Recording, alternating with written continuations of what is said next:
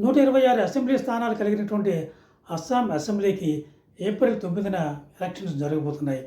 ఈ యొక్క ఎన్నికలలో 3 ముఖ్యమైన కూటములు పోటీ చేస్తున్నాయి.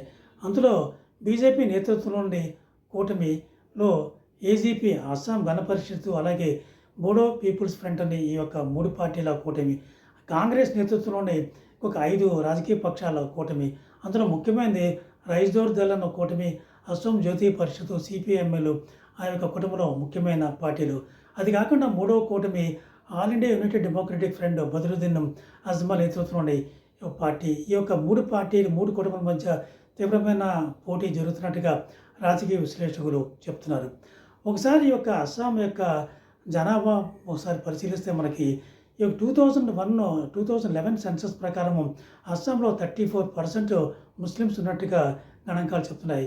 ఇప్పటికే ఒక జనాభా 40%గా పెరిగినట్టుగా కూడా 2026 కల్లా వాళ్ళు 40%గా పెరిగినట్టుగా చాలామంది విశ్లేషకులు చెప్తున్నారు. 21 ఎలక్షన్స్ అప్పుడు ముస్లిం డామినేటెడ్ నియోజకవర్గాలు 35 వరకు ఉన్నాయి. మొన్న 2023లో ఈ యొక్క డీలిమిటేషన్ ఎక్సర్సైజ్ జరగడం వల్ల ముస్లిం డామినేటెడ్ నియోజకవర్గాల యొక్క సంఖ్య 35 నుండి 23కి పడిపోయినట్టుగా కూడా కొంతమంది చెప్తున్నారు. ఈ యొక్క అస్సాంలో 35 జిల్లాలు ఉంటే 10 జిల్లాల్లో ముస్లిమ్స్ యొక్క సంఖ్య 50% కన్నా ఎక్కువగా ఉన్న జిల్లాలు 10 జిల్లాలు ఉన్నాయని విశ్లేషకులు చెప్పడం జరుగుతున్నది. ఈ యొక్క ఎలక్షన్స్లో ముఖ్యమైన బీజేపీకి సానుకూలమైన అంశాలు కొన్ని ఉన్నాయి. ముఖ్యమైన అందులో ఏంటంటే చొరబాటుదారులు నియంత్రించడం.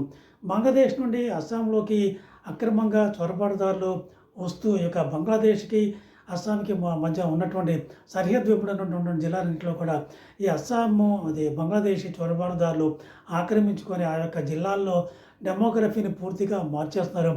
ఆ బంగ్లాదేశ్ నుంచి వస్తున్న ముస్లిమ్స్ని ఒక మియాస్ అంటారు. మియాస్ మొత్తము అస్సాం ఐడెంటిటీ కూడా కోల్పోతున్నారు ఈ మియాస్ వల్ల అన్నటువంటి భావన ప్రజల్లో ఉంది. ఆ యొక్క అంశం మీద ఈ యొక్క బీజేపీ పూర్తిగా దాని మీద కేంద్రీకృతమై ఎలక్షన్లో పోరాటం చేస్తున్నది. ఇంకొకటి అక్రమ వలసదారులని అరికట్టడమే కాకుండా అక్రమ వలసదారుల చేతిలో 1.5 లక్షల భూమిని తిరిగి ప్రభుత్వం స్వాధీనం పరుచుకుంది. ఈ యొక్క 1.5 లక్షల బిగాస్ ల్యాండ్, బిగాస్ అంటే 3 బిగాస్ ఈక్వల్ టు 1 acre, అంటే 50,000 ఎకరాల ప్రభుత్వ భూమిని ఈ అక్రమదారుల యొక్క ఆక్రమణలో ఉన్న భూమిని తిరిగి మన గవర్నమెంట్ స్వాధీనంలోకి తీసుకొని రావటము రెండో అంశము. మూడో అంశం ఏంటంటే స్థానికంగా మా యొక్క బీజేపీ సంస్థాపరంగా లేకపోతే పాలనాపరంగా కూడా చాలా స్ట్రాంగ్గా ఉండటము వాళ్ళకి మూడవ అంశము. నాలుగవది ఈ యొక్క హిమంత బిశ్వ శర్మ అభివృద్ధితో పాటు సంక్షేమ కార్యక్రమాలు కూడా పెద్దపీట వేయటం జరిగింది.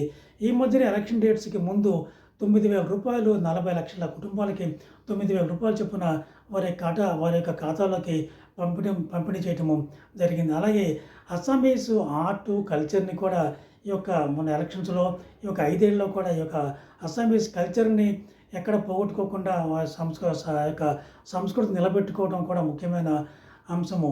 ఇంకొక వీటికి నెగిటివ్ అంశాలు ఏమున్నాయంటే మెయిన్గా అవినీతి కూడా ఉన్నట్టుగా అస్సాంలో చీఫ్ మినిస్టర్ యొక్క కుటుంబం మీద ఒక 15,000 ఎకరాలు భూమిని ఆక్రమించుకున్నట్టుగా ఆరోపణలు జరుగుతున్నాయి. అలాగే ఒక 10 సంవత్సరాలుగా బీజేపీ పవర్లో ఉండటం వల్ల కొంత అసంతృప్తి కూడా ప్రజల్లో ఉన్నట్టుగా చెప్తున్నారు.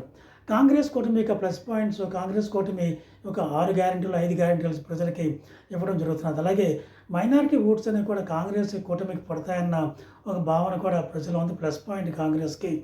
అలాగే ఈ యొక్క హిమంత బిశ్వ శర్మ కూడా ఈ యొక్క కాంగ్రెస్ పార్టీ అంతా కూడా మియాస్కి ఎంత ఫర్గా ఉంది, నేటివ్ అస్సామీస్కి ఫర్గా ఏం లేదు. వీళ్ళందరూ కూడా మియాస్కి అస్సాంని అప్పగించేస్తారన్న భావన ప్రజల్లో కూడా కలిగిస్తున్నారు. ఇది కాకుండా ఈ యొక్క ఎలక్షన్ అంతా కూడా హిమంత బిశ్వ శర్మకి మధ్య ముగ్గురు గొగోయిలకి జరుగుతున్నదని చాలామంది విశ్లేషకులు చెప్తున్నారు. హిమంత బిశ్వ శర్మ అంటే బీజేపీ యొక్క చీఫ్ మినిస్టర్. ముగ్గురు గొగోయిలు ఎవరంటే కాంగ్రెస్ లీడర్ అయినటువంటి గౌరవ్ గొగోయ్ ఒక ఆయన, రజోయ్ దళ్ లీడర్ అయినటువంటి అఖిల్ గొగోయ్ ఒక ఆయన, అలాగే అస్సాం జ్యోతి పరిషత్ లురిన్ జ్యోతి గొగోయ్. ఈ ముగ్గురు గొగోయిలకిను హిమంత బిశ్వ శర్మకి మధ్య పోటీ జరుగుతున్నట్టుగా విశ్లేషకులు భావిస్తున్నారు. ఈ ముగ్గురు గొగోయిలు కలిపి మియాస్ చేతికి ఈ యొక్క అస్సాంని అప్పగించేస్తారు వీళ్ళు. మియాస్ అంటే బంగ్లాదేశ్ నుండి చొరబాటు అయినటువంటి ఈ ముస్లిమ్స్ బంగ్లాదేశ్ ముస్లిమ్స్‌ని బియాస్ అని ఒక హేళనపరంగా అంటూ ఉంటారు. మన అస్సాంలో. ఈ మియాస్‌కి ఈ యొక్క అస్సాంని అప్పగించేస్తారు ముగ్గురు గొగైలు కలిపి.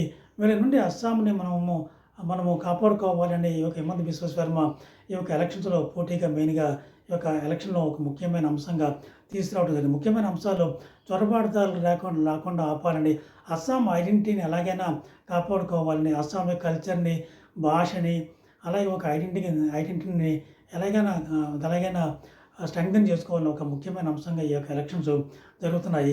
ఈ బీజేపీకి గత 10 సంవత్సరాలుగా బీజేపీ అస్సాంని పరిపాలిస్తున్నది. ముఖ్యంగా గత 5 ఏళ్లుగా హిమంత బిశ్వ శర్మ ఈ యొక్క రాష్ట్రాన్ని పరిపాలిస్తున్నాడు. ఈ ఎలక్షన్స్ ఈ యొక్క హిమంత బిశ్వ శర్మ పరిపాలన మీద ఒక రిఫరెండంగా కూడా భావించవచ్చు.